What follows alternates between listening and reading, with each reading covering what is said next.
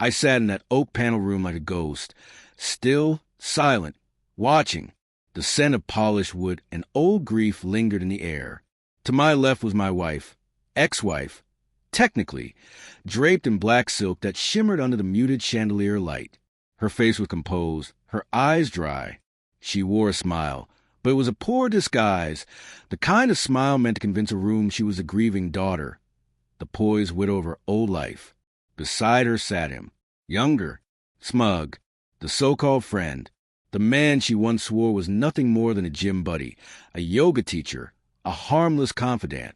Now he sat with one arm lazily slung around her waist, and the other resting possessively on the shoulder of a small child, a child who called her mama, a child who wasn't mine, but should have been.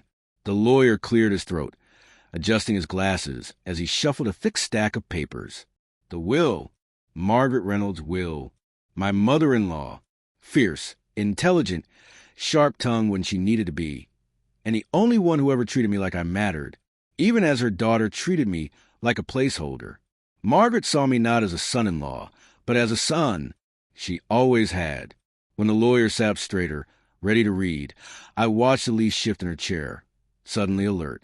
She was expecting what I once did. The house, the inheritance, the shares in the family trust, the reward for playing the dutiful daughter. But Margaret hadn't died blind, and I hadn't come here empty-handed. My marriage to Elise had started with a kind of love that felt written in fire. Uncontrollable, deep, intoxicating. She was laughter and chaos, and I was a quiet architect, drawing blueprints for a life we swore we'd build together. We tried for years to have a child. Tried with medicine, prayers, whisper hope under sterile lights. The tests, the tears, the treatments. She told me it wasn't my fault, that she just needed space. She grew cold, distant. I mistook it for grief. But it was him. He had been there the entire time, coiled in the shadows of our life, a quiet, slithering presence I never thought to question. She met him at her yoga studio. One class became private sessions, then retreats, then business trips, then secrets. The first time I saw the baby, he was cradled in Elise's arms outside a coffee shop downtown. She kissed his head like she'd carried him herself. She looked happy, too happy for someone whose mother had just died a week before. That was when the fog lifted. That child wasn't hers by blood, but he was hers in every other way. So I began digging. Quietly, methodically, I followed the money, found the apartment in the city rented under his name, but funded by our joint account. Hotel bills, dinner receipts, a second phone, a nanny contract. But I never confronted her. That would have been far too simple. Instead, I went to Margaret. She was already sick, fading, but her mind was still razor sharp. I showed her everything. The photos, the bank statements, the false IVF paperwork Elise had used to manipulate me into staying. Margaret didn't cry.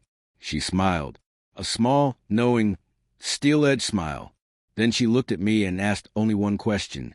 "Do you trust me?" "Always," I said. She rewrote her will the very next day. She never let me see the new draft, but she promised me this. Elise would learn what betrayal truly costs. When Margaret passed, I arrived without fanfare. A plain black suit, no performance. I let Elise believe I was shattered, still playing the part of the discarded, faithful husband. Let her think I didn't know, that I was just there to pay my respects. I was there for the curtain call. The lawyer's voice sliced through the silence. To my beloved daughter, Elise, if you're hearing this, I am already gone. And if you're sitting beside that man, I am not surprised. I watched Elise's smile die. Her jaw clenched. Her lover shifted uncomfortably. "You brought shame into my home," Margaret's voice continued. "You lied. You manipulated. And worst of all, you underestimated the only person who ever truly loved you." The lawyer paused, letting the words settle like dust after collapse. Then carefully, "So here's what you get." Another pause. "Nothing. Not the house. Not the shares. Not the jewelry. Not a dime. Everything, estate, assets, the beach house, have been transferred into a trust under my name." Then came the final stroke. To the man you betrayed and the son I chose, this is your legacy now. Protect it better than I did. The air went still. Elise blinked, as if hoping it was a nightmare she could wake from. Her lover cursed under his breath. The child whimpered in confusion. And me? I leaned forward just enough to meet her eyes, and I smiled. She tried to object, her voice rising, demanding explanations, threatening lawsuits. But it was too late. Margaret had prepared for this, and the lawyer had every receipt, every piece of evidence locked in place. I didn't say a word. I didn't need to. Every time she looked at me, she saw the man she had discarded, and the man who now owned everything she believed belonged to her. Later, she chased me into the parking lot, rain slicking her black silk dress to her skin. Her voice cracked, fury barely restrained. "You manipulated her," she hissed. I turned to face her, calm, unwavering. "No," I said. "You did. I just let her see it." Her eyes shimmered, not with guilt, but rage. The kind that only comes when someone loses a game they were sure they'd rigged. "You can't take my life away," she shouted. I looked at her, rain dripping from my brow, and answered quietly, "You gave it away?" Then I got in my car and drove off, leaving her behind in the cold, in the dark, in the truth. It's been 6 months. She lives in a 1-bedroom apartment now. The yoga studio folded. Her lover vanished. Apparently, raising someone else's child on someone else's wealth wasn't part of the spiritual journey.